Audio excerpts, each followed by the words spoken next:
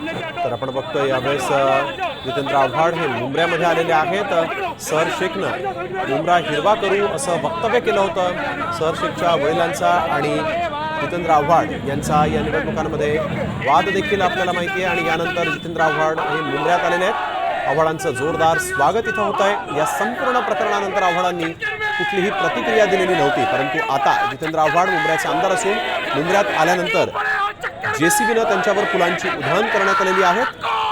भला मोठा हार जितेंद्र आव्हाड यांच्या स्वागतासाठी इथं आणण्यात आलेला आहे।